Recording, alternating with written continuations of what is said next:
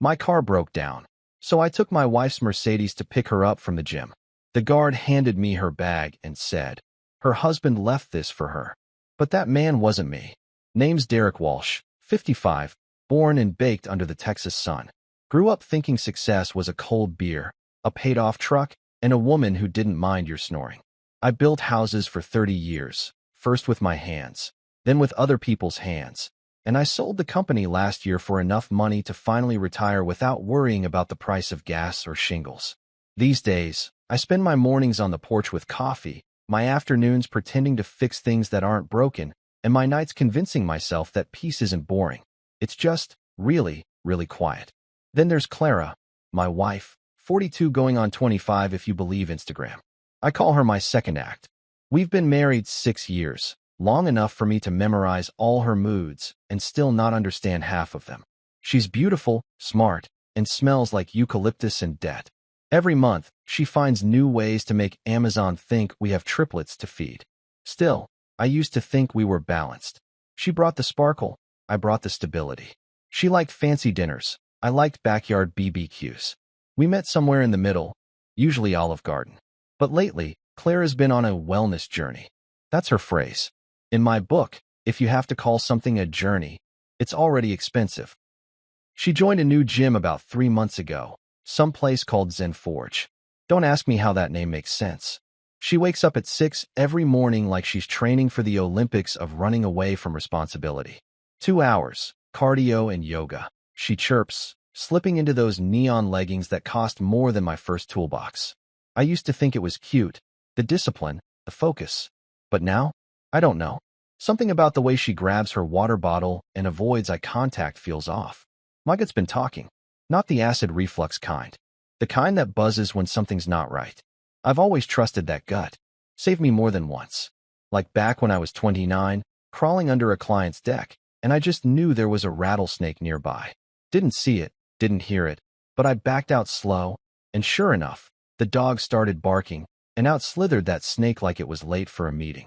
Since then, I've learned, never doubt the gut. It's the one part of me that hasn't lied. These days, though, my gut's louder than ever. I can't pinpoint what it's warning me about. It's not just the gym thing. It's the phone face down on the counter, the half smile when she texts, the new perfume she wears to sweat. It's also the way she stopped asking me to join her for dinner, like I suddenly became allergic to restaurants. And last week, when I walked into the kitchen and she jumped like I'd fired a gun just because I asked, "Who's Logan?" Yeah, that stuck with me. Let me rewind to that moment. She was on her phone, laughing softly. I heard her say, "You're impossible, stop," in that tone women use when they don't want to stop. I asked who she was talking to, and she said, "My trainer, Logan. He's just giving me my new routine." Then she changed the topic faster than a politician under oath. At the time, I played it cool. I nodded, smiled, even threw in a nice to sell the act. But something about the way her hand trembled when she set the phone down. Yeah, my gut logged that into the keep an eye on this folder. So, I started observing. Nothing crazy. I'm not the kind of man who installs spy cameras or tracks phones. I'm the kind who waits, watches, and builds a solid case before saying a word. It's a habit from years in construction. Measure twice, cut once, and never demolish what you might still want to live in. Still, there's a difference between peace and ignorance. And right now, I'm straddling that line like a man trying to balance on a wet fence. Anyway, I'm sitting on the porch one Thursday morning, sipping coffee and watching our neighbor, Martha, power walk her poodle like it's part of the Marines, when Clara steps out, dressed in another athleisure masterpiece. Tight leggings, crop top, matching headband. She looks good, too good.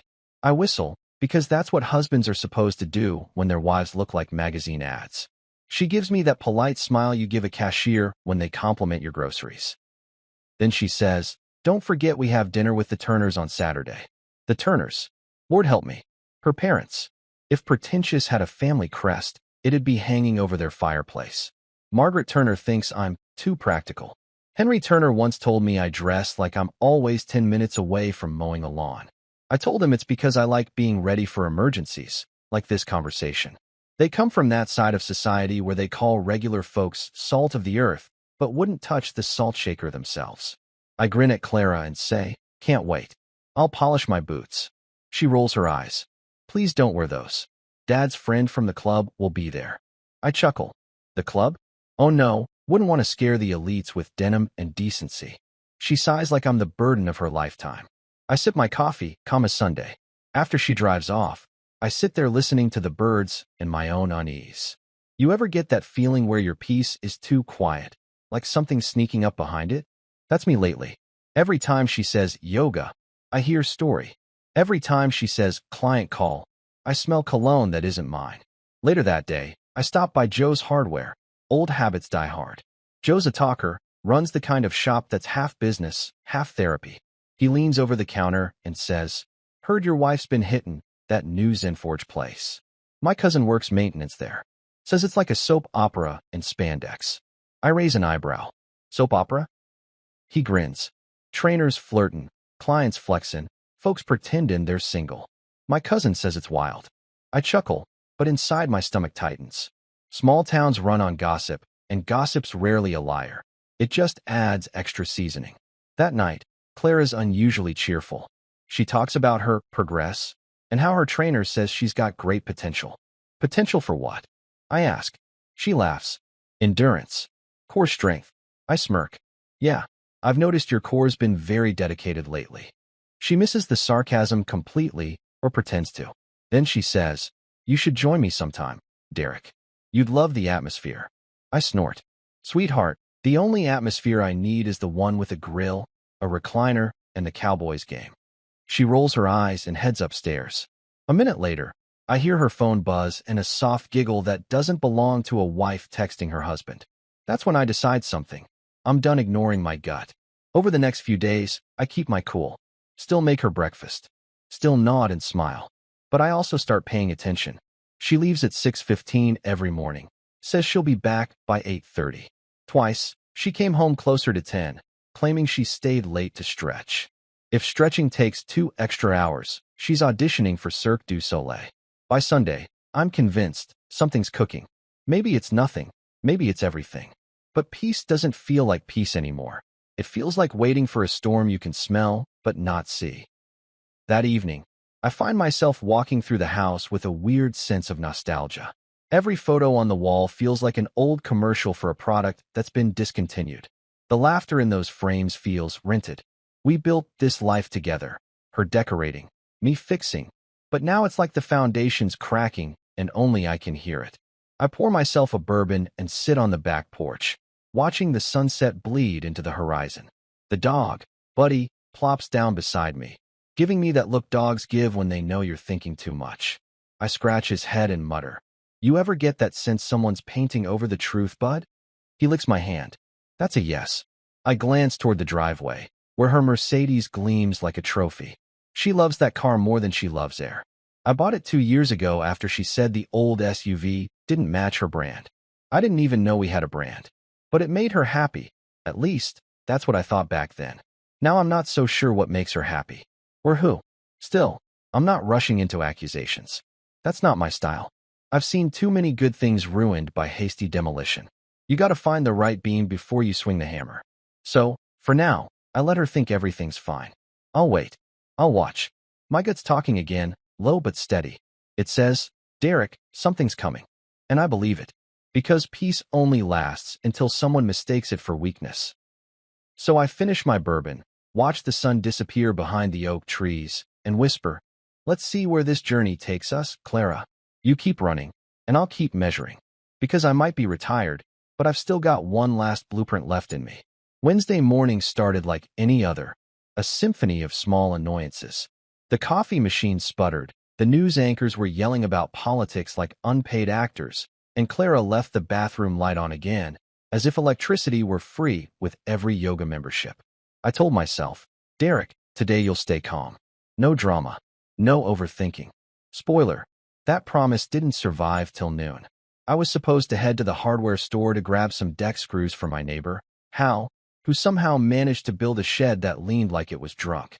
I get in my old Silverado, my pride, my companion through every Texas storm, and she decides to pull a Shakespearean death scene right there in the HEB parking lot. I turn the key, engine sputters, coughs, and dies with the kind of finality that says, "It's been real, partner." I sit there staring at the steering wheel, muttering, "You couldn't have waited till I got the groceries, huh?"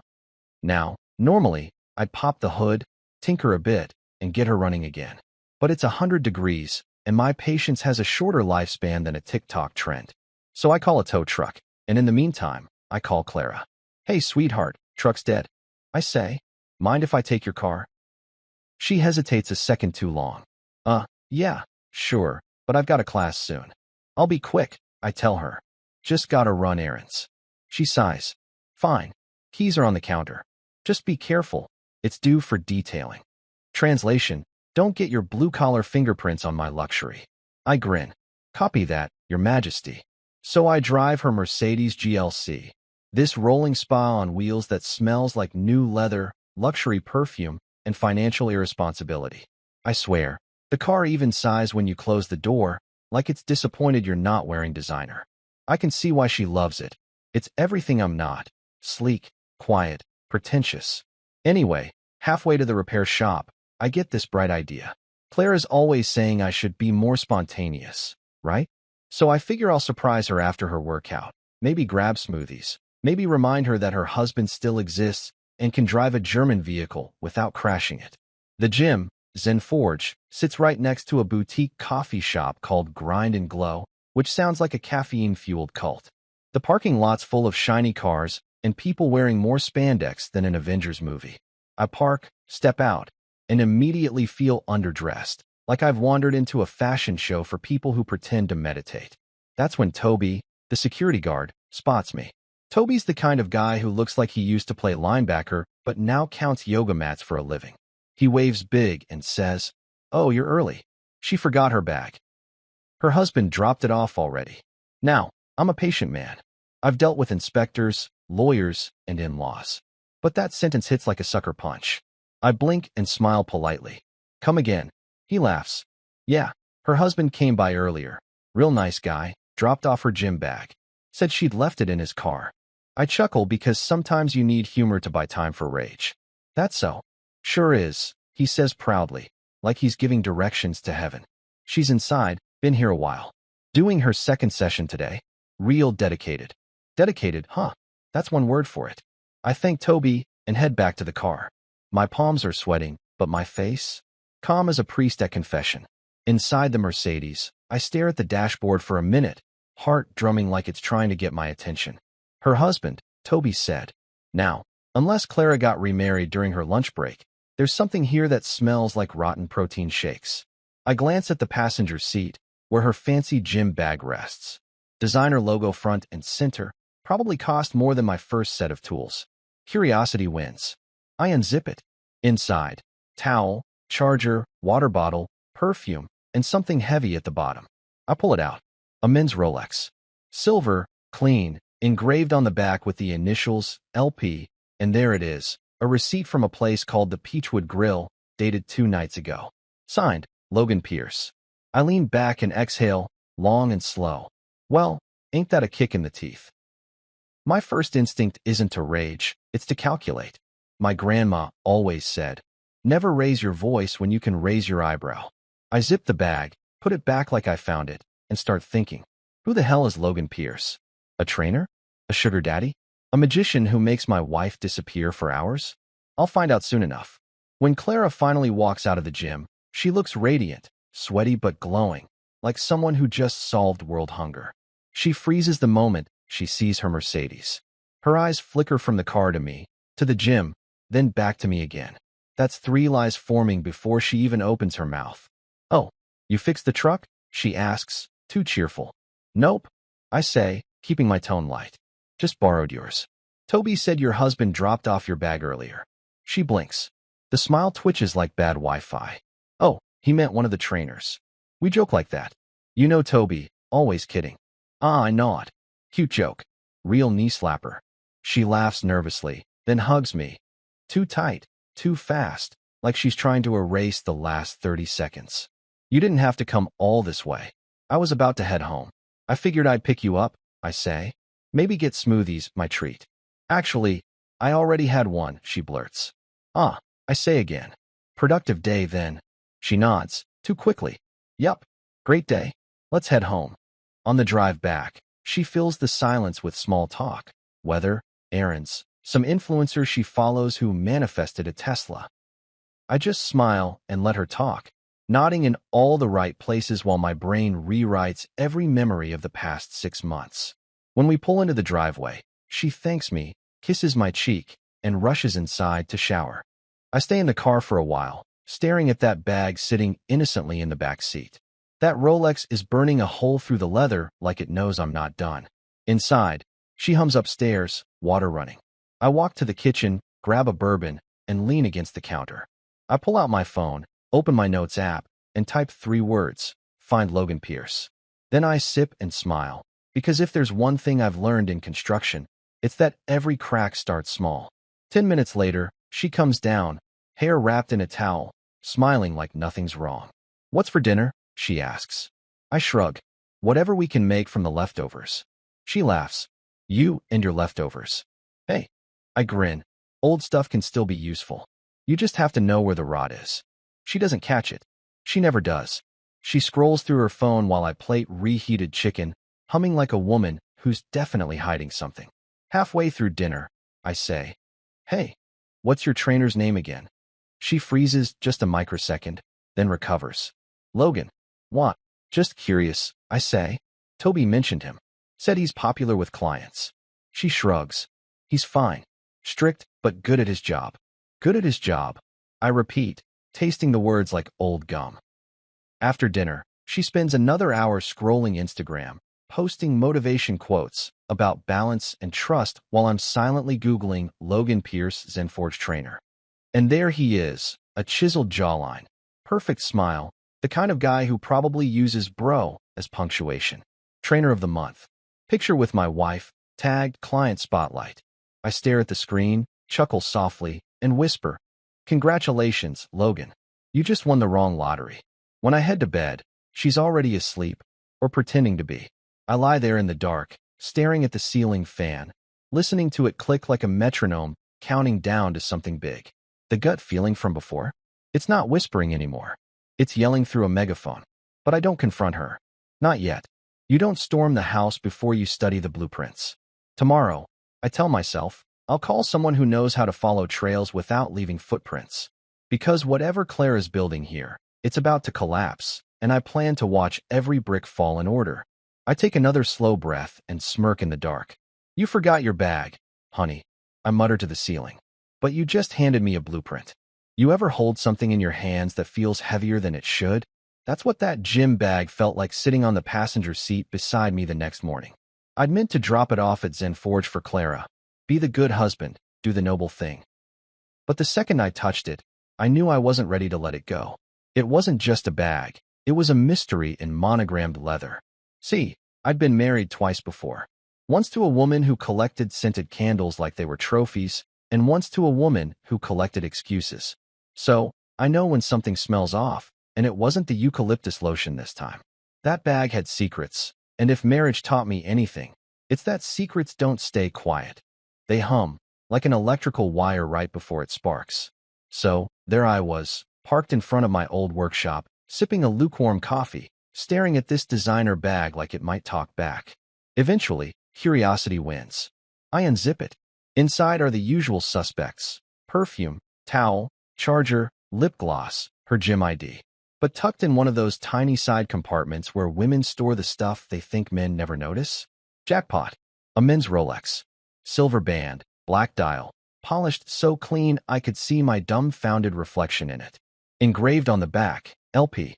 Then there's the receipt, creased but legible, from the Peachwood Grill, a place where the cheapest steak costs more than a car payment. Date: 2 nights ago. Signature: Logan Pierce. Now, I've had some bad mornings before, flat tires, bad news, once even a rabid raccoon incident, but nothing quite compares to sitting in your wife's luxury car holding another man's watch and dinner receipt. It's a special kind of sting.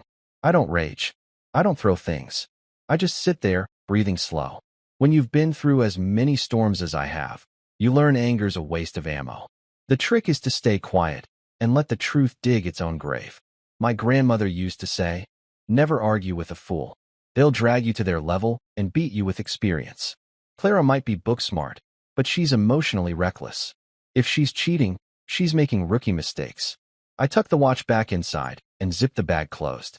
That's when my phone buzzes. Clara. Hey, babe, she says, voice sweet like she's pouring syrup over lies. Did you drop my bag off? Not yet, I reply, calm as a monk. Got caught up fixing the truck situation. But I'm heading that way now. Oh, no rush, she chirps. I actually don't need it till later. Good to know, I say. By the way, you had a dinner charge at Peachwood Grill. Client meeting. Silence. 1 beat. 2. Then oh, yeah, a networking thing with some of the gym investors. You know, they're expanding locations. Ah. I nod, though she can't see me. Must have been a productive dinner. Who's Logan Pierce? She laughs, a little too fast, too loud. He's one of the trainers. You've met him, haven't you? I don't think so. Well, he's new. Young. Nice guy. Just helping me with a wellness plan. Wellness, I echo. That's what they're calling it now. Excuse me. Nothing, sweetheart. Drive safe. I hang up before she can. There's a long pause after the call where I just sit there, staring through the windshield, watching dust float in the morning light. You know that quiet right before thunder rolls in? That's what it felt like inside me. I could confront her now. Slam the watch down on the kitchen table, demand answers, start the fireworks early. But that's not my style. I built houses for a living. I don't start tearing down walls until I know which ones are load-bearing. So I decide to play it slow. When she comes home that evening, she's glowing. Literally glowing, all smiles and perfume. Hey, handsome, she says, kissing my cheek. You smell like grease and stress. I grin. And you smell like deceit and cardio. She laughs. You're so funny. I pour us both a glass of wine, pretending everything's fine. She talks about her day, her workout, her client goals. I nod, throw in the occasional uh-huh, and watch her lie without blinking. She's good, practiced. But people always forget. A man who's built foundations knows how to spot cracks. Later that night, while she showers, I pour myself a bourbon and sit at the kitchen counter with the Rolex. I spin it slowly, the second hand ticking like a countdown. My mind drifts back through the years, every project I finished, every blueprint I trusted. You measure twice, you cut once, and you don't start demolition until you know exactly what you're tearing down. That's when it hits me. I don't need to catch her in the act. I just need confirmation. Proof. Solid, photographic, can't squirm out of it proof. And I know just the man for the job. Russ Delaney. Old friend, former cop turned private investigator. The kind of guy who can find your cheating spouse, your lost dog, and your neighbor's Wi-Fi password, all in the same afternoon. I call him. Russ, it's Derek. He chuckles. Well, hell, you finally bored enough to commit a crime. Not yet, but I think someone's committing one against me. Talk to me. Name's Logan Pierce. Trainer at Zen Forge. I need eyes on him and Clara for a few days. Nothing loud, nothing messy. He whistles low. That gym again. Man, every time someone says wellness, it ends with someone crying in a lawyer's office. Yeah, well, let's make sure it's not me. Got it. Give me 3 days. I hang up, feeling that odd mix of dread and relief. It's like setting a trap. You don't want to catch anything, but you also really do. The next few days move slow, like the universe is teasing me. Clara's more cheerful than usual. That's the thing about guilt. It makes people act happier. She leaves earlier, hums while she packs, even brings me coffee once. You're in a good mood, I say. She smiles. Life's about balance. Balance. That word's doing a lot of heavy lifting in this marriage. By Thursday night, my gut's practically screaming, but I keep cool. I even cook dinner, steak, mashed potatoes, her favorite wine. We eat like normal people, and she tells me she's going to an early training session the next morning. Good for you, I say. Get that heart rate up. She beams. You're so supportive. If only she knew. The next morning, I watch from the window as she drives off in the Mercedes. She doesn't notice me wave. I don't even blink until the car disappears down the street. Hours later, Russ calls. Got something for you. You might want to sit down. I'm already sitting. Good. 'Cause this one's classic. He tells me he followed them after their morning session. Says they grabbed lunch, held hands across the table like a Hallmark movie. Then they drove to the Peachwood Grill. Same booth, same order, same fake smiles. After that, they checked into a place called Cedar Oaks Inn. Checked in together, Russ adds, voice low. Checked out. I ask. Couple hours later. Separate cars. I thank him, hang up, and pour myself another bourbon. The ice clinks like punctuation in the silence. You know what's funny? The calm that comes after confirmation. It's not rage, it's focus.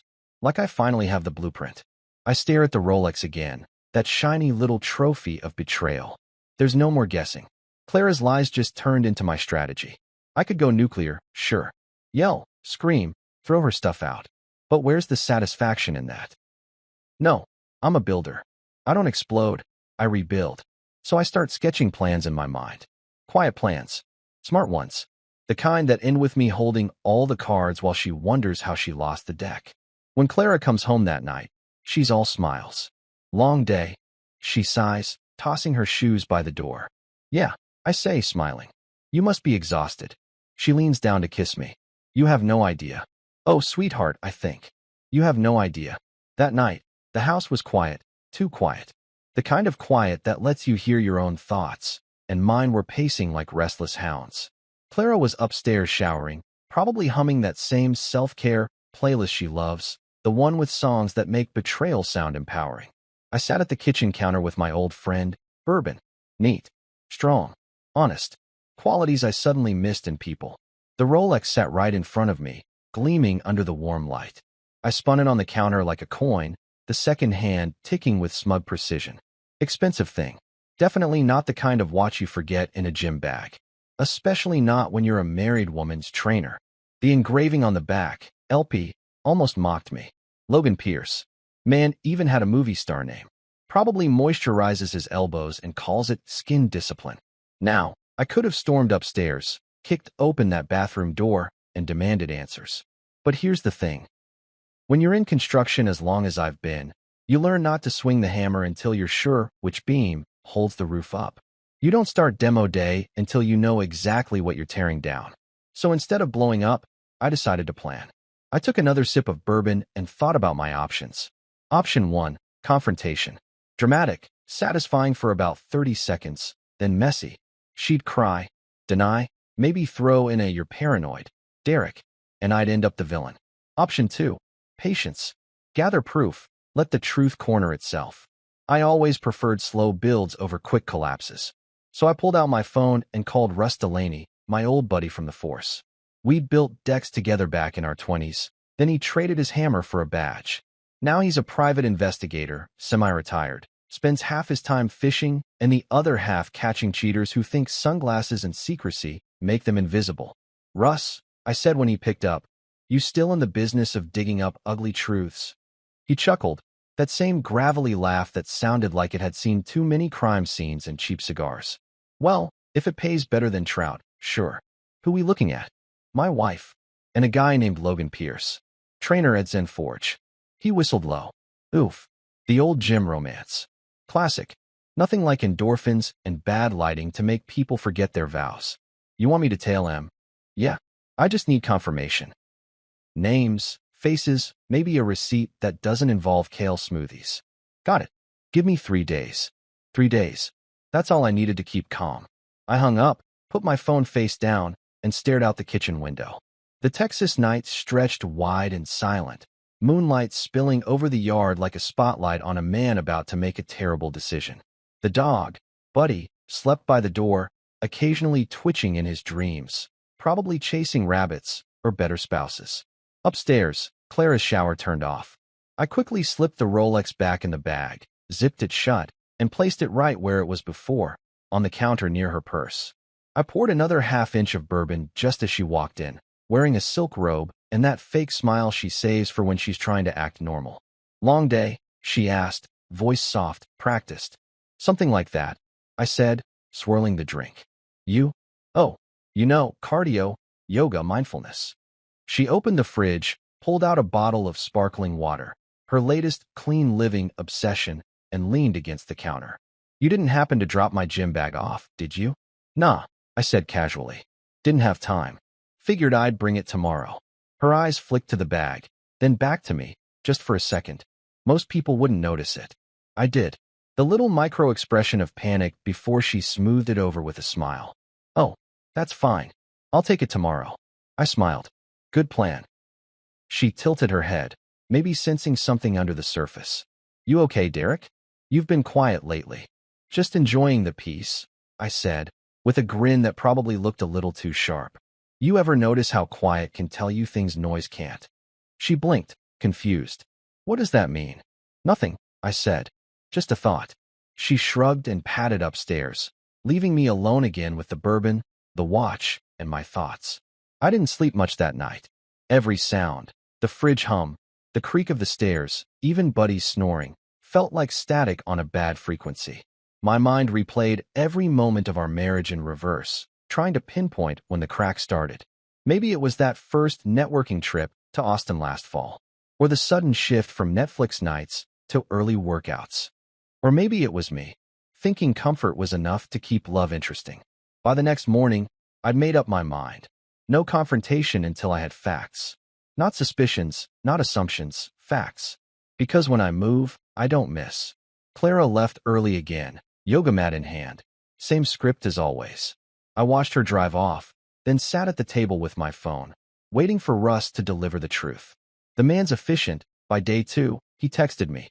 Got movement. You'll want to see this when I drop by. So Friday evening, right around sunset, Russ pulled up in his old Ford Explorer. The manila envelope in his hand looked innocent enough, but I knew it probably held the end of something. He stepped onto the porch, gave me a long look, and said, You want the short version or the long one? Let's go with reality. I'm done with fairy tales. He handed me the envelope. Trainer boy's been busy. Photos, timestamps, receipts. She's either training for a marathon or trying to break a world record for bad decisions. Inside were photos. Clara and Logan at the Peachwood Grill, his hand on hers, both smiling like they just found out cheating burns calories. Another photo, them walking into Cedar Oaks Inn, arm in arm. Then one more, her in yoga gear, him holding her waist by her car, both grinning like teenagers in trouble. Russ leaned on the railing. You want me to keep digging? I shook my head, flipping through the photos slowly. No need. That's enough to build a whole damn lawsuit. He chuckled. What's the plan, Walsh? You gonna blow up? I smiled, that slow, dangerous kind of smile that made my ex-employees back in the day quietly clear a path. No, Russ. I'm gonna remodel. He laughed. That's your builder brain talking again. Exactly. You don't fix rot by yelling at it. You cut it out. He nodded, approvingly. Well, you always were the patient type. Just remember, revenge and whiskey don't mix too well. I'm not looking for revenge, I said, finishing my drink. I'm looking for peace. I just plan to make it expensive for her. After Russ left, I sat back down at the counter, the photos spread out like blueprints for a demolition job. It was almost artistic, the way she smiled at him, the way he looked at her. Like a masterpiece of betrayal, framed in arrogance. I poured another drink, stared at the Rolex one last time, and thought about the irony. Here I was, a man who spent his life building homes, realizing the one I lived in had no foundation left. The whole thing was a facade, painted walls, hollow beams, expensive finishes hiding the cracks underneath. But I wasn't going to let it break me. Hell no. I'd built too many houses to let one collapse define me. Instead, I decided to rebuild, quietly, thoughtfully, strategically. That night, before heading to bed, I logged into our joint bank account. Just to take inventory, you know. And wouldn't you know it? Miss Financial Mindfulness had been generous with her spending. Spa retreats, boutique gyms, weekend getaways that suddenly made sense now. So I drafted a new plan. Step 1, separate accounts. Step 2, talk to my accountant about asset protection. Step 3, smile like nothing's wrong until I own every piece of calm she can't touch. Clara came downstairs halfway through, wrapped in that silk robe again. You're still up? She asked, yawning. Couldn't sleep, I said. Got some work on my mind. Oh, I thought you retired. I smirked. Nah, I just shifted from building houses to building strategy. She laughed, kissed my forehead, and went back upstairs. And I sat there, watching her shadow move through the upstairs hallway, wondering if she had any idea the ground under her feet had just started shifting. I swirled the bourbon in my glass, the ice clinking softly, and whispered to the Rolex sitting on the table. Tick-tock, Logan. Tick-tock. 3 days. That's all Russ asked for, and I gave it to him like a man waiting for lab results. Those 72 hours felt longer than my entire first marriage, and that one lasted 9 years. I didn't say a word to Clara the whole time. Not about the gym, not about the watch, not even about the truck still sitting like a dead soldier in the mechanic's yard. She thought I was just moody. You need to meditate, she told me. Yeah, sure, because deep breathing fixes betrayal. By the time Russ texted, "Coffee and truth, 9 a.m., I'd already braced myself. There's a special kind of calm that comes before you get proof of something you already know. It's like your brain is trying to comfort you while your heart's in the back screaming, "Don't open that envelope." He showed up at my house right on time, wearing his usual fishing hat and that grin of someone who's about to drop dynamite into your pond. "Got you your morning news," he said, setting a manila envelope on my counter. "No subscriptions required. Tell me you at least brought donuts with that?" I muttered, pouring 2 coffees. He grinned. "No donuts. But I brought closure." We sat at the kitchen island, steam rising from the mugs between us. My palms itched as I opened the envelope, half expecting smoke to billow out. Inside were photographs, actual printed photos. Russ is old school like that. He says digital files are for cowards and hackers. I spread them out on the counter, and for a second, the world went quiet. There she was, Clara, my wife, sitting across from Logan Pierce at the Peachwood Grill, the same restaurant from the receipt. Candlelight reflecting off their wine glasses, his hand draped over hers like they were posing for a Hallmark special called A Fair Season. Another shot, Logan opening her car door. Next one, him brushing a strand of hair behind her ear. Then, the one that did me in, them walking into Cedar Oaks and together. Side by side, smiling. Her head leaned toward him just enough to tell me this wasn't a wellness consultation. Russ sipped his coffee, watching my reaction like a doctor waiting for the heartbeat to flatline. "Trainer type," he said finally. "Good hair, bad morals. Probably thinks protein powder counts as a personality." I didn't speak. I just stared at the last photo, her hand on his chest. It wasn't even lustful, it was familiar. Comfortable. That's what stung the most. Familiarity. You don't fake that kind of ease. That's the kind of touch that says, "We've done this before." "You okay?" Russ asked quietly. I let out a slow breath. "Define okay." He scratched his beard.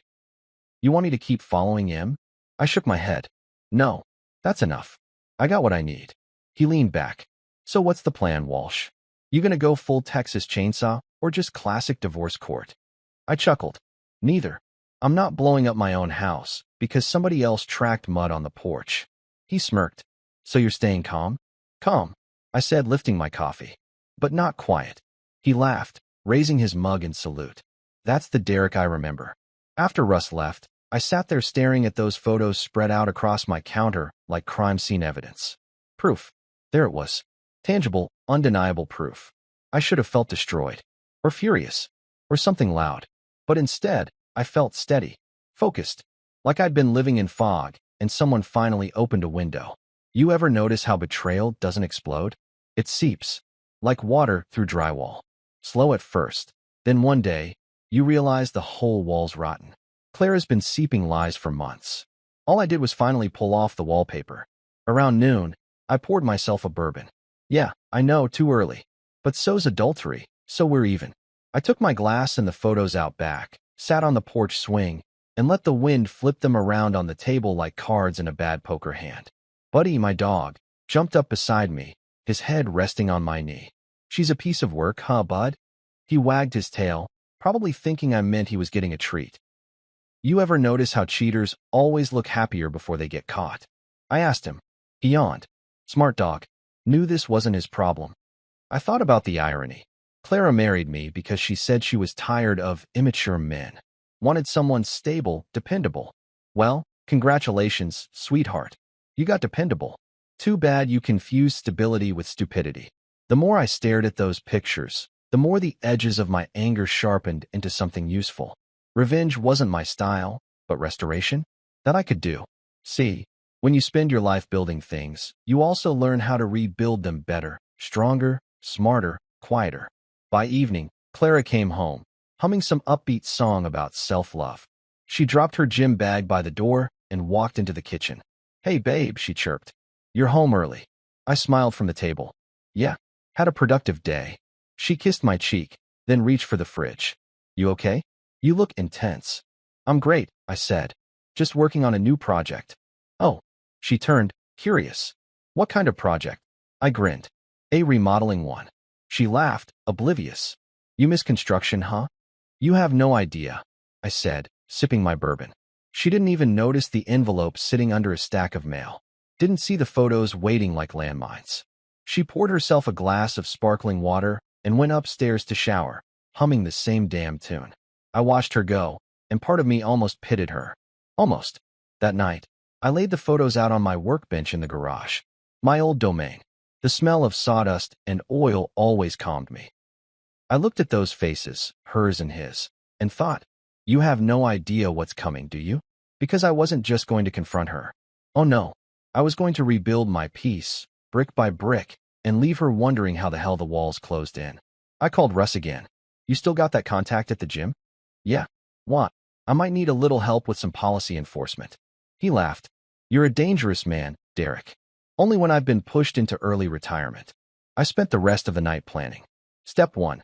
Confirm whether this Logan idiot was officially on payroll or just freelancing his stupidity. Step 2. Find out if ZenForge had any ethics clauses about trainer-client relationships. Step 3. Use that information to make both of them very, very uncomfortable. By morning, I had a full plan drawn out on a notepad like I was drafting blueprints. Clara thought she was playing a game. I was building the arena. When she left for yoga again, I made my move. I printed a copy of the gym's code of conduct off their website, because every fancy fitness club likes to pretend they're one HR meeting away from sainthood. Underlined in bold, romantic or sexual relationships between staff and clients are strictly prohibited and grounds for termination. Perfect.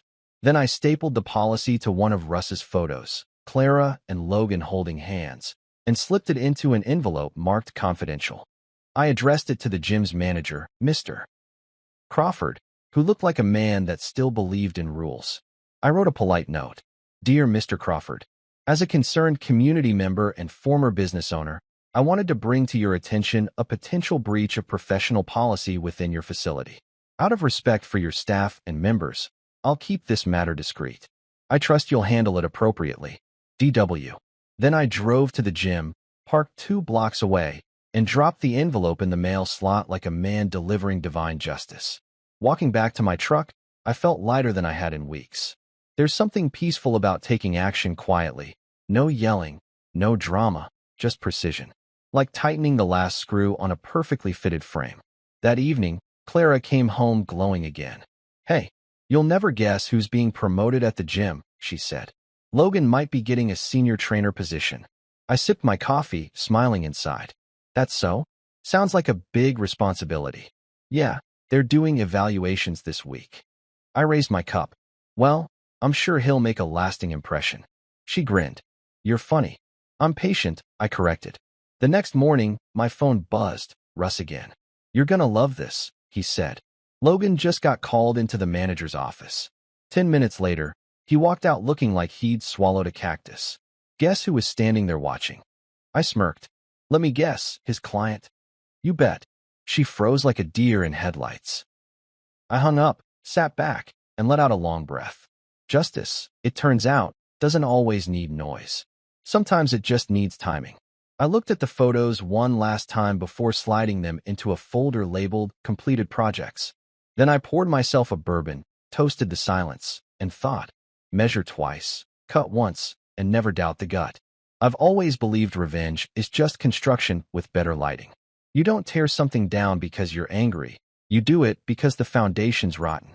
And if there's one thing I know after 30 years of building homes, it's that you can't just patch over rot and call it renovation. You start by gutting the place clean. So that next morning, while Clara hummed upstairs, blissfully unaware that her little wellness empire was about to spring a leak, I started my project. Operation Quiet Construction. Step 1 was financial insulation. That's a fancy way of saying I cut the power to her spending spree. While she blow-dried her hair upstairs, I sat at the kitchen counter with my laptop, logged into our joint bank account, and smiled the way men smile when they finally cancel the nonsense. I removed her access to the joint credit cards, deleted her from every shared account we had like I was clearing a virus off my system. Goodbye, Sephora subscriptions. Farewell, monthly juice cleanse deliveries that tasted like someone blended grass and regret. I even called the juice company myself. Yeah, I said, pretending to sound remorseful. Clara Walsh won't be continuing her subscription. Doctor's orders. Too much chlorophyll. The rep paused, then said, Understood, sir. You bet it's understood. Step 2. I turned off the gym's auto-renewal payments. If ZenForge wanted her membership money, they could invoice her personally. See how far those eucalyptus-scented smiles got her now. Step 3. I deactivated her spare Mercedes key. It wasn't about control. It was about symbolism. The same way she used that car to drive away from honesty, I used it to drive her back into reality. All that took about an hour. Clean, efficient, therapeutic. I hadn't felt that focus since I built my first home on my own. Just me, my tools, and no one telling me I was overreacting. By the time Clara floated down the stairs, all toned and smug in her Sunday reset yoga outfit, I was sipping coffee like a man who'd just found inner peace on clearance. Morning, sweetheart, she said, kissing my cheek. You're up early. Couldn't sleep, I said. I was doing some light restructuring. She smiled. Oh, another home project? Something like that. She poured her almond milk latte, because God forbid we use real milk, and scrolled through her phone. I watched her face shift from relaxed to confused to slightly pale as the texts started coming in. Oh, weird, she murmured. My card's declining on the Salon app. Must be a glitch, I said. Technology's funny like that. She tried another one, and my gym autopay failed. Huh, I said deadpan. That's unfortunate. Guess you'll have to stretch your budget manually. She laughed nervously, probably thinking I was kidding. Right? You're funny. I wasn't. After breakfast, she left for HIIT training at ZenForge. I watched her go, my gut no longer whispering but humming with satisfaction. The storm was forming nicely, and all I had to do was let it rain. I didn't plan to go full soap opera. No dramatic confrontations. No shouting matches that end with someone throwing wine. I wanted precision. The kind that leaves people wondering if karma drives a pickup truck. I printed the photos Russ had given me, the incriminating ones, and slid them into a neat folder labeled Policy Violation. On top, I placed a copy of ZenForge Trainer-Client Ethics Clause, which I downloaded and highlighted like a proud tattletale. Then I drafted a short, polite email to the gym manager, Mr. Crawford. Subject, confidential matter, policy breach. Dear Mr. Crawford, I'm reaching out regarding an important concern involving one of your staff members, Mr. Logan Pierce, and a client currently enrolled at ZenForge. As a community member and former business owner, I value professionalism and trust in local establishments. I'd prefer to handle this discreetly rather than publicly. Attached are materials for your review. Respectfully, Derek Walsh. No threats, no demands. Just an invitation to uphold their own rules. Nothing terrifies corporations more than the word discreet. I sent the email, then attached the photos. Hit send. Sat back. 10 minutes later, I got the auto response. Thank you for your message. Your concern has been received and will be handled promptly by management. Translation, panic mode activated. I spent the rest of the morning doing what I used to do best, planning. I even grabbed my old yellow notepad, the one I used when managing job sites. At the top, I wrote in bold letters, Demo Day Prep. Underneath it, my list. 1. Secure finances. Done. 2. Notify gym management. Done. 3. Observe fallout. In progress. 4. Maintain poker face. Always. Around noon, I drove into town to grab supplies. Not building supplies, mental ones. Good bourbon, steak, and cigars. If Peace had a grocery list, that was mine. On the way, I ran into my neighbor, Martha, the retired teacher who knows everyone's business before they do. Morning, Derek, she chirped, walking her poodle. Haven't seen Clara lately. She's still at that fancy gym? Yep, I said, smiling. They're giving her a new workout routine this week. Oh, that's nice. What kind? I grinned. It's called accountability training. She laughed, thinking I was joking. I wasn't. When I got home, I grilled myself a steak, poured a bourbon, and watched the driveway like it was a stage. Around 3 p.m., Clara's Mercedes pulled in. She came inside looking rattled, face pale, voice clipped. Derek, she said, dropping her gym bag on the counter. Did you contact the gym about something? I raised an eyebrow. What do you mean?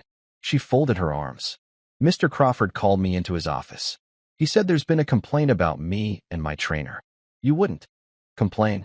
I interrupted, sipping my drink. No, I just offered feedback. You know me.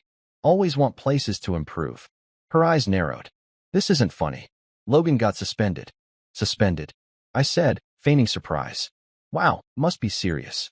Probably those boundaries they talk about in the membership guide. Page 6, if I remember right. Her lips pressed tight. You humiliated me. No, I said calmly. You exposed yourself. I just installed the lighting. She glared at me, speechless for a moment. Then she stormed upstairs, heels thudding like accusations. I heard drawers opening, zippers, muttered curses. I leaned back, took another sip of bourbon, and whispered, Phase 1, complete. By evening, she'd gone silent. Didn't speak a word through dinner, didn't even sit across from me. She retreated to the bedroom early, probably calling her sister in Dallas for damage control. I stayed downstairs with Buddy, watching Yellowstone reruns and letting the irony wash over me. Now, I'm not heartless. I didn't enjoy seeing her flustered. Well, not entirely. But let's be honest, after months of deceit, watching her finally face a consequence felt like a man standing in the rain after a drought. Cleansing. Later that night, I checked my email again. There it was, an official message from Mr. Crawford. Subject, confidential matter, policy breach. Mr. Walsh, thank you for bringing this to our attention. We take all matters of professionalism very seriously. After reviewing your submission, we have terminated Mr. Pierce's employment, effective immediately. We appreciate your discretion in this matter. C. Crawford, General Manager. I sat there, reading it twice, maybe 3 times. That single word, terminated, had never looked so poetic. Upstairs, I heard Clara pacing. Maybe she was realizing her gym community just evicted her secret. Maybe she was realizing that the man she'd betrayed wasn't the fool she thought he was. I poured myself one last drink, raised the glass to the ceiling, and said quietly, to reconstruction, may the walls hold better this time. I slept like a baby that night. The next morning, Clara barely looked at me. She grabbed a suitcase from the closet, stuffing it with clothes and fury. I'm going to stay with my sister for a while, she said flatly. I nodded. Take your time. Reflection's cheaper than therapy. She stopped at the door. You think this makes you better than me? No, I said, sipping my coffee. Just smarter. When the door slammed, the silence that followed didn't hurt, it healed. The house, once filled with her scented candles and motivational quotes, finally smelled like normal again, like coffee and peace. I took Buddy for a walk, nodded at Martha, and smiled when she said, Everything all right, Derek? Better than ever, I said. Just remodeling. And as we walked down the street, the sun hit just right, warming the back of my neck, and I realized something simple but true. Sometimes rebuilding your life doesn't mean starting from scratch. Sometimes it just means tearing out what's been quietly eating the beams and trusting your own damn hands again. By Friday afternoon, the air around our house felt thicker than a July heat wave in Amarillo. Clara hadn't said a word to me since her "I'm going to my sister's" declaration, which, for the record, she never followed through on. I guess packing drama for attention burns more calories than actually leaving. She'd been walking around all week like a wounded celebrity. Big sunglasses, long sighs, and that tragic silence people use when they're dying for you to ask, what's wrong? Spoiler, I didn't ask. Instead, I did what any man of peace and patience would do. I observed, listened, waited, because I knew one thing about Clara. She couldn't resist the urge to prove she was still in control. And sure enough, that Friday morning she strutted into the kitchen in her black leggings and a fresh Zen Forge Elite tank top, hair in a ponytail so tight it could hold grudges. I'm heading to the gym, she said coolly, grabbing her keys. Didn't they, have some management shakeup? I asked, all innocent. She shot me a look sharp enough to cut drywall. They reinstated my membership. Mr. Crawford personally apologized for the misunderstanding. I sipped my coffee, unimpressed. Oh, that's great news. Hope the new trainer's as talented as the last one. She froze for a second, then gave me that PR smile, the one that doesn't reach her eyes. You really should let things go, Derek. It's not healthy. Oh, don't worry, sweetheart, I said. I'm healthier than ever. Been doing some emotional cardio lately. Builds endurance. She rolled her eyes and left. slamming the door so hard the eucalyptus candle on the counter trembled. Now, if you think I just sat around after that, you don't know me. I'm a man of structure. When I build something, I follow through until the paint's dry. So, after finishing my coffee and giving Buddy a scratch behind the ears, I grabbed my truck keys, the real ones, not her Mercedes keys, and decided to pay Zen Forge a friendly visit. Call it curiosity. Call it poetic symmetry. I just wanted to see how the house I rattled was holding up. Zen Forge on a Friday afternoon looked like a Lululemon commercial exploded. Glossy floor, fake plants, and people pretending to find enlightenment between squats. I parked across the street, right under the "No Parking for Non-Members" sign, because some rules are just suggestions when you've already paid your dues. From my spot, I had a perfect view through the floor-to-ceiling windows. Inside, there she was, Clara. On the treadmill, posture immaculate, pretending she wasn't sweating. She had her AirPods in, face set to strong, independent woman who didn't just get her affair partner fired. But what really caught my attention was the ripple of whispers around her. Employees talking in low tones, one of the front desk girls glancing nervously toward the back office. Then I saw him, Mr. Crawford, mid-50s, built like a linebacker who discovered kale late in life, walking out of his office with that "we're about to handle business" look. He scanned the room, nodded to someone, and disappeared again. My phone buzzed. A text from Russ. "We're handling it now. You can observe. East window's your best angle." I chuckled. Damn, Russ. You're better than cable. 5 minutes later, Logan Pierce appeared. I almost didn't recognize him without his arrogance turned up to full volume. Gone was the charming trainer swagger. He looked nervous, pale, like a man who just realized motivational quotes won't save him. He was carrying a duffel bag, probably full of protein powder and poor decisions. Mr. Crawford motioned him into the office. The glass door shut behind them. I couldn't hear the words, but I could read the body language. Crawford was calm but firm, pointing to papers on the desk. Logan shook his head, gesturing wildly, the way people do when they're cornered and running out of script. Crawford stayed steady, voice low, measured. Then Logan's shoulders dropped. He nodded once, picked up his bag, and walked out of the office like a man walking off stage after forgetting his lines. And just like that, Logan Pierce, gym god, king of core training, prince of poor judgment, was officially unemployed. I grinned. It wasn't schadenfreude. Okay, maybe a little. But mostly it was relief.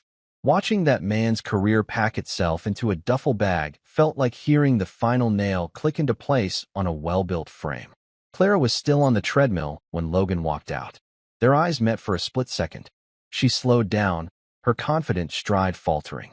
I could practically see the panic ripple through her body. She hit the stop button, stepped off, and grabbed her towel like it could shield her from the truth. She scanned the gym, probably looking for her next excuse, when she saw me, leaning against the front counter outside, sipping from a small bottle of water I'd picked up from the vending machine. I raised it slightly like a toast. Her face went redder than her yoga mat. She stormed over to the front desk and spoke to the receptionist, who looked like she wanted to sink into the floor. Whatever Clara said, the poor girl just nodded helplessly and handed her a small black gym bag. My gym bag. The very same designer one that had started this entire chain reaction. The receptionist walked outside and handed it to me through the open door. "Here you go, sir. Mrs. Walsh said you wanted this returned." "Perfect timing," I said with a smile. "Appreciate it." Clara appeared a moment later, face flushed with fury, sweat glistening on her forehead. She was breathing hard, not from cardio but from rage. "Derek, what the hell did you do?" I smiled, calm as ever. "Just helped enforce the rules. Community service, you could say." "You embarrassed me," she hissed. "No," I said evenly, setting the bag down on the counter. "You embarrassed yourself. I just installed better lighting." A couple of gym members nearby were pretending to stretch, but had their ears perked like hunting dogs. One guy dropped his dumbbells mid-set, just to listen better. The receptionist froze behind her computer, eyes darting between us like a tennis match. Clara lowered her voice, which, frankly, made her sound even more unhinged. "Do you have any idea how unprofessional this is?" "Unprofessional." I chuckled. Coming from the woman who turned yoga sessions into romantic comedies?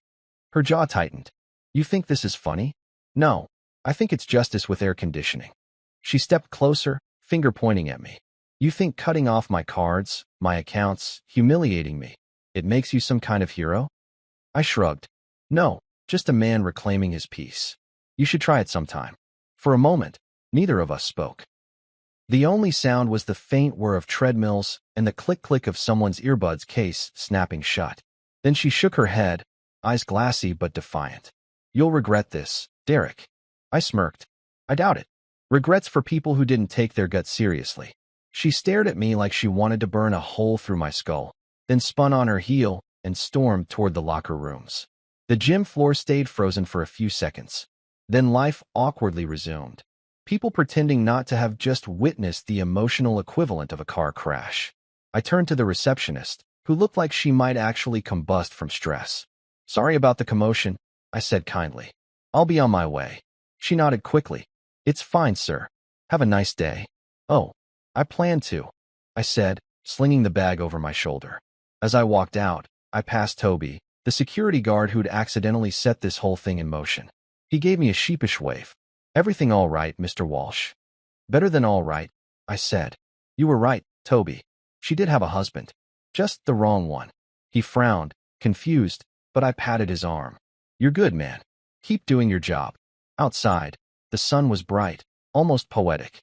I climbed into my truck, started the engine, and let out a slow, satisfied breath. Not the kind of breath you take after revenge. No, this was relief. Completion. The end of a long, ugly project finally nailed shut. On the drive home, I thought about everything that had led up to this moment. I'll be at the gym late. Every fake smile. Every little red flag I'd ignored because I wanted to believe in peace over confrontation. But peace without honesty is just quiet chaos, and I was done living in that. When I pulled into the driveway, Buddy barked once from the porch, tail wagging. I smiled, stepping out of the truck. Hey boy, I said, scratching his head. Project's done. Time to rest. Inside, the house was still. My bourbon bottle gleamed in the light like a medal. I poured myself a glass, sat in my favorite chair, and raised it toward the window. To gym memberships, I muttered with a grin. They really do teach discipline. And somewhere across town, Clara was probably realizing that no treadmill could outrun the truth. You ever notice how silence after an explosion feels louder than the blast itself? That was the house Saturday morning. No gym bags, no blenders roaring with kale smoothies, no high-pitched phone calls that start with, "Babe, you won't believe what my trainer said." Just stillness, and Buddy snoring like a chainsaw on the couch. It had been 24 hours since the incident at Zen Forge, or as the local gossip mill would soon call it, the day Derek brought the drama. I didn't plan to be a legend, but small towns don't give you much choice. You humiliate one fake fitness guru, and suddenly you're trending on the neighborhood Facebook group. I woke up early, brewed my coffee, and sat on the porch watching the Texas sun climb up like it was late for work. I should have felt vindicated. I'd executed my plan with surgical precision. Logan was out, Clara was exposed, and my peace, my sweet, hard-earned peace, was finally within reach. But instead of victory, what I felt was quiet. Not sad quiet, not angry quiet, just that deep, empty quiet you get after finishing a long project. Like standing in a room you built yourself and realizing it's time to move out. By 8 o'clock, the phone started vibrating. First Russ, then Martha from next door. Then, God help me, even my cousin Dean, who hasn't called me in 3 years unless he needs to borrow tools. Russ went first. Morning, Walsh, he said, voice rough with amusement. You made the rounds. My buddy's wife goes to Zen Forge. Said half the class saw your little showdown yesterday. You're a folk hero now. I sighed, sipping my coffee. Great. Every man's dream. To be famous for catching his wife mid-squat scandal. He laughed. Oh, at least you handled it with style. No yelling. No throwing weights. No viral video of you breaking down. Give it time, I said dryly. Someone probably edited a TikTok already. He paused. How's she holding up? Which one? I asked. The ex-trainer or the soon-to-be ex-wife? He chuckled. You tell me. Let's just say one's unemployed and the other's emotionally overdraft. That's poetic, man. You good? I'm fine, I said. And I was. Mostly. After hanging up, I spent the morning doing something I hadn't done in weeks, working on the backyard, trimming the hedge, fixing the loose gate hinge, clearing out the flower bed Clara swore she'd landscape professionally, but never touched. It felt good, grounding. You can't control betrayal, but you can control weeds. Around noon, I went inside to grab lunch, and there she was. Clara, standing in the kitchen doorway like she'd been rehearsing an entrance. Dressed casual, jeans, plain shirt, no gym gear, no sunglasses. Her hair was pulled back, and she looked tired. Not the dramatic, manipulative kind of tired. The real kind. "Derek," she said quietly. "Morning," I replied, buttering toast. "You want coffee? I got the good beans." "No, thanks." She hesitated, then sat across from me at the table like we were two coworkers forced into a post-HR meeting. "You really think you've handled this well?" I smiled without looking up. "I think I handled it legally, calmly, and with impeccable timing." "Why? You were expecting fireworks." "You could have just talked to me," she said. I set the knife down. "Clara, you've been lying to my face for months. If I'd talked to you, you'd have gaslighted me so hard I'd start apologizing for building the house we live in." Her eyes flashed. "That's unfair." "So was bringing another man into our marriage," I said. She flinched, then crossed her arms. "You humiliated me in front of everyone." I leaned back, exhaling slowly. "No, you humiliated yourself in front of everyone. I just let the world see the version of you I'd been living with privately." Her eyes filled with tears, and for a second, I almost felt bad. Almost. But guilt's a tricky carpenter. It'll rebuild the walls you just tore down if you let it. She sniffed. "You cut off my cards, my accounts. Because you were spending our money on your fantasy life," I interrupted. "I just shut off the power to the illusion."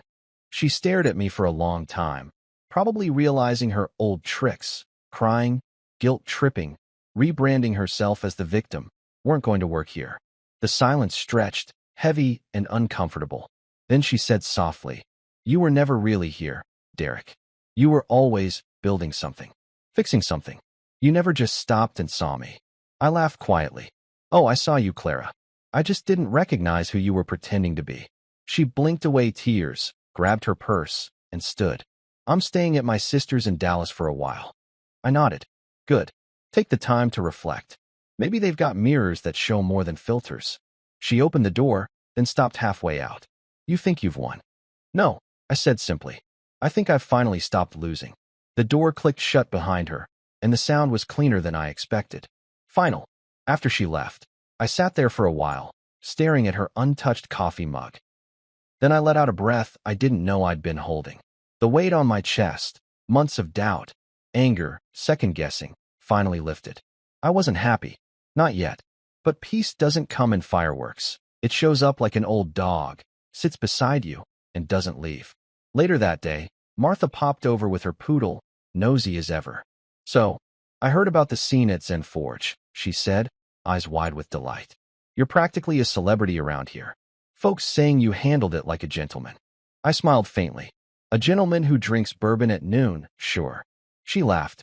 "I always told you Clara was too shiny for her own good. You need someone grounded." "Martha, I don't even need someone. I just need silence and my dog." "Well, that's tragic," she said, then whispered conspiratorially. "But if you ever get lonely, my niece just moved to town. Divorced. Teaches Pilates. No trainers involved." I nearly spit out my drink. "Appreciate it, but I'm on a spiritual diet, cutting out drama and women who say energy alignment." That night, I got an email from Mr. Crawford at Zen Forge, short, professional, and unintentionally hilarious. Asterisk Mr. Walsh. "Thank you again for bringing the situation to our attention. We've terminated the trainer's contract and implemented additional ethics training for staff. We also appreciate your discretion in not pursuing further action. Sincerely, C. Crawford, General Manager Asterisk." I poured myself a drink, toasting the email. "Ethics training," I said aloud. "That's cute." Then I scrolled through my contacts and deleted Clara's name from my favorites list. Just her. Not her number, because you can't erase a lesson by pretending it didn't happen, but from favorites. That felt symbolic enough. Sunday came, peaceful and quiet. The kind of day Texas was built for. I grilled ribs, shared scraps with Buddy, and watched football reruns. Halfway through the game, Russ called again. "You doing okay?" he asked. "Yeah," I said. "Real okay. Might even call it content." He laughed. "You thinking about dating again?" "Hell no," I said. "Last time I went fishing, I caught a shark that smiled for selfies. He barked out a laugh. Fair. So what's next, Builderman? I looked around at my house. Solid beams, sunlight through clean windows, the faint hum of an AC unit that didn't judge me. Next, I think I'm just gonna live. That sound's been missing for a while. He hummed. Well, for what it's worth, you handled it better than most. Quiet men always scare the loud ones. Yeah, I said with a grin. Turns out peace isn't passive, it's strategic. After the call, I took Buddy for a walk. We passed by Zen Forge, just for the hell of it. Through the glass, I saw new trainers, new faces, same fake plants. The place looked the same, but something about it felt different, emptier. I smiled and whispered to Buddy. Guess even temples of wellness need exorcisms sometimes. He wagged his tail, and we kept walking. Back home, I poured one last bourbon for the night and sat on the porch watching the sun dip below the horizon. The sky burned orange, then purple, then soft gray. It looked like closure. I thought about all the noise, lies, half-truths, polite smiles, and realized I didn't miss any of it. The quiet felt earned now, not lonely. Like something I built, beam by beam. And if anyone asked what happened between me and Clara, I'd tell them the truth. I didn't destroy anything. I just stopped pretending it was worth saving. Then I'd raise my glass and let the silence do the rest. You ever notice how some people treat noise like proof they're alive? Not me. I learned that peace, real, honest, bone-deep peace, doesn't sound like music or laughter or conversation. It sounds like a coffee mug clinking against a table, the creak of an old porch chair, and your dog's soft snore by your boots. It sounds like silence. And man, silence hits different when you've earned it. A week had passed since Clara packed her designer bags and stomped out like she was auditioning for a breakup movie. The first few days, I half expected her to come back for a second performance, storming in, tears ready, asking how I could throw everything away. But she didn't. Instead, she vanished like bad credit. Just a few calls from her sister's number, a text that said, "You'll regret this," and one final message that simply read, "I hope you find peace." Funny thing about that, I already had. The morning after she left, the house felt honest again. The air wasn't perfumed with her eucalyptus sage wellness candles. No fake calm, no curated vibes, no influencer energy. Just me, the smell of brewed coffee, and the faint hum of the ceiling fan. I swear even Buddy, my loyal mutt, looked relieved. He wasn't sneaking out of rooms anymore like he was avoiding tension. He'd just sprawl across the floor, belly up, free as a sinner on Sunday. Every morning, I'd take my coffee outside, sit on the porch swing, and let my mind wander. At first, I kept thinking about her. Not with rage anymore, more like curiosity. Who was she really? The woman who used to laugh at my dad jokes while painting the kitchen? Or the stranger who called me emotionally unavailable because I didn't like posting selfies? Maybe both. Maybe neither. Either way, I'd built my life around her stability, not realizing she'd built hers around distraction. By midweek, word had fully spread through our town. Population 8,000, gossip radius unlimited. I'd gone from that contractor who retired early to that guy who caught his wife cheating with her trainer. Half the men I ran into at the hardware store treated me like I'd won the Super Bowl of self-respect. "Heard you handled it smooth, Derek," one said, shaking my hand like I'd brokered world peace. "Didn't even throw a punch?" "Nope," I told him. "Didn't need to." Truth hits harder. Even the clerk at Joe's Hardware, sweet kid named Travis, asked, "Mr. Walsh, is it true you got that guy fired?" and walked out calm. I grinned. "Son, calm is the best revenge. Makes him wonder what you're planning next." Russ, of course, wouldn't stop calling. "You're trending on the neighborhood Facebook page, man," he said one morning. "Some lady named Kay from Pilates said your composure under betrayal inspired her to dump her boyfriend. You're like a quiet revolution. Tell Kay I charge consulting fees," I deadpanned. But all jokes aside, the quiet was blissful. No more fake smiles. No more gym talk. No more babe, it's not what it looks like. My only routine now was coffee, porch time, and long walks with Buddy. Sometimes, I drive out to the construction site I sold last year, park outside, and watch the crews build the new housing development. There's something poetic about watching new walls rise where old ones used to crumble. One morning, as I was heading back from the post office, my phone buzzed. Email from Mr. Crawford. the ZenForge manager. Subject: Closure of matter. Mr. Walsh, we appreciate your cooperation and professionalism during this delicate situation. Please know that our team has taken corrective action to ensure our facility remains a safe and ethical environment. We wish you continued peace and well-being. Regards, C. Crawford. I chuckled. The man wrote like a politician, trying not to say, "We fired your wife's boyfriend and burned the evidence." I forwarded it to Russ with one line: peace and well-being achieved. By Friday, I'd settled into the kind of rhythm that city folks would pay therapists to feel. Mowed the lawn, fixed the creaky porch step, even cleaned out the garage. Somewhere between organizing my old tools and finding my first ever blueprint sketch, I realized something. I'd been busy building everything except myself. I'd built homes for strangers, repaired relationships, managed chaos, but never just sat still and built peace. So, I decided to treat myself. Drove into town, got a haircut from Eddie, my barber since '89, and he greeted me like I'd survived a war. "Well, if it isn't the Zen master himself," he said, smirking. "Heard you handled betrayal like Clint Eastwood in a Hallmark movie. Just trying to stay centered, Ed." He laughed. "You should write a book. Call it How to Catch a Cheater Without Breaking a Sweat." I'd read that. I grinned. Nah, it'd be a short book. Chapter 1. Trust your gut. Chapter 2. Don't marry cardio addicts.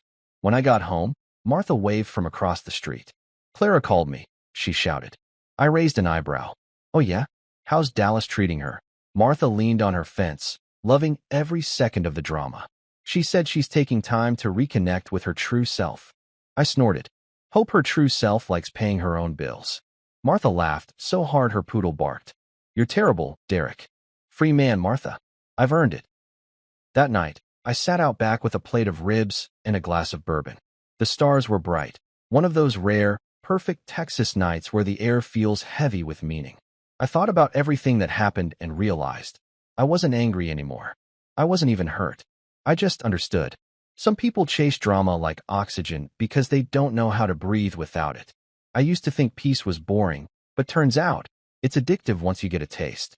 Buddy stretched beside me, belly full, snoring away. The quiet hum of the crickets filled the night, and I found myself smiling. The next morning, I got a text from an unknown number. I opened it, expecting spam or maybe a special on roofing materials. Nope, it was Clara. "Hope you're okay. I heard you've been talking to people. Please stop. This isn't how I wanted things to end." I stared at it for a second, then typed back. "I haven't said a word, Clara. Your actions did the talking." I just stopped translating. No reply. Just that little read mark that felt like punctuation on a long, exhausting sentence. That evening, I met Russ at a bar downtown, the kind of place with dim lights and too many TVs showing sports nobody watches. He slid into the booth across from me, 2 beers in hand. "You know, Walsh, I gotta hand it to you. You turned a mess into a masterpiece." I smirked. "Nah, I just cleaned up the job site." He took a sip, studying me. "So what's next? You going to start dating again? Or just live like a monk?" I laughed. "Maybe I'll get a dog for Buddy. A woman's too much maintenance." He chuckled. "Yeah, but a dog won't double your credit card bills." We drank in silence for a while, comfortable and unhurried. Russ clinked his bottle against mine and said, "You know what I envy about you, man? You got closure without chaos. That's rare." I shrugged. "You don't get peace by chasing it. You build it, brick by brick, and protect it like your last tool set." "Preach, brother," he said, raising his beer. When I got home that night, the house was dark but not lonely. I fed Buddy, brushed my teeth, and climbed into bed that didn't smell like eucalyptus for once. I stared at the ceiling fan, the steady rhythm of its blades whispering through the room. That's when it hit me. This quiet wasn't emptiness. It was space. Space to think, to rebuild, to breathe. I checked my phone one last time before sleeping. No messages. No drama. Just that peaceful nothingness that had once terrified me. Now it was my favorite sound. As I drifted off, I thought about how far I'd come. From the man who ignored his gut to the one who trusted it enough to tear down his own walls and start over. Turns out, silence really is the best soundtrack, because when it's quiet enough, you can finally hear yourself again. A week after Clara left, I finally understood what peace actually looks like. It isn't palm trees, meditation apps, or $1,000 retreat where someone named Sage tells you to manifest better energy. It's simpler. It's a clean kitchen table. It's a dog that naps through thunderstorms. It's not having to brace yourself when your phone buzzes. I didn't realize how heavy that noise was until it disappeared. The house didn't feel empty anymore. It felt mine.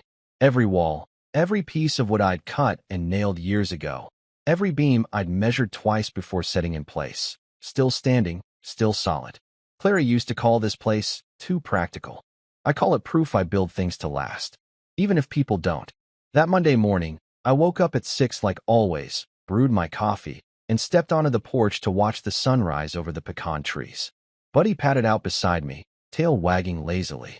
The air smelled like dew and fresh grass, peace with a touch of humidity. My phone buzzed once on the table. Not Clara this time, thank God, but a message from Russ. Fishing this weekend. You, me, 2 coolers, 0 drama. I smiled and texted back. Count me in. Bring the bourbon, not the advice. Then I pocketed my phone and just sat. For once, I didn't feel like something was missing. I wasn't scanning the yard for her car or wondering which excuse she'd use that day. I was just there, in the moment, breathing. You don't realize how many years you spend living half present until you finally stop. That day, I decided to volunteer at the Veteran Center in town. Not out of guilt, just time. I'd spent so long building a life around one person that I forgot there's a world full of folks who actually appreciate loyalty. So, I drove down to the community center, where a hand-painted sign said, Coffee, Cards, Company. Inside were a handful of older vets, guys who'd seen real battles, not the emotional kind I'd been whining about. A grizzled Marine named Charlie looked up from his domino game and said, You new here or lost? Maybe both, I said, smiling. They laughed, handed me a chair, and just like that, I was part of something again. No small talk about vibes. No lectures about communication styles. Just good men with scarred knuckles and solid handshakes, teaching me how to play dominoes and telling stories that put my so-called problems in perspective. One of them, an old Army sergeant named Bill, leaned over mid-game and said, You married? I said. He nodded knowingly. That explains why you play so cautious. You'll loosen up after the settlement. I nearly spit my coffee laughing. After the game, Bill clapped me on the shoulder. You'll be fine, son. Some things you lose are just space you get back. That line stuck with me, because he was right. I hadn't lost Clara. I'd regained all the space she took up pretending to be someone she wasn't. When I got home that evening, the sun was sliding low and golden through the living room window. I poured a bourbon, opened the windows, and let the breeze roll through the house. It didn't smell like eucalyptus anymore. It smelled like oak and air and something real. My phone buzzed again, unknown number. I almost ignored it, but curiosity won. Derek. The voice was familiar. Clara. I sighed. You know, I was just enjoying the sound of nothing. I just wanted to talk, she said softly. No drama. Just closure. I leaned back in my chair. Closure's free, Clara. You don't have to call for it. I didn't cheat on you because I didn't love you, she said, voice shaking. I just lost myself somewhere. That's convenient, I said, swirling the bourbon. You lose yourself, and I lose everything else. She was quiet for a moment. I'm sorry. I believed her, in a distant way. Maybe she was sorry. But apologies don't patch the beams once they've split. They just sit there like nails on a floorboard, reminders you can't step in the same spot again. Clara, I said finally, I don't hate you. Hate takes energy. I'm saving mine for better things. Are you happy? She asked. I looked out the window, at the soft Texas sunset melting into the trees.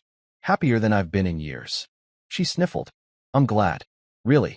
Good, I said gently. Now go build something of your own. Just remember to measure before you start cutting.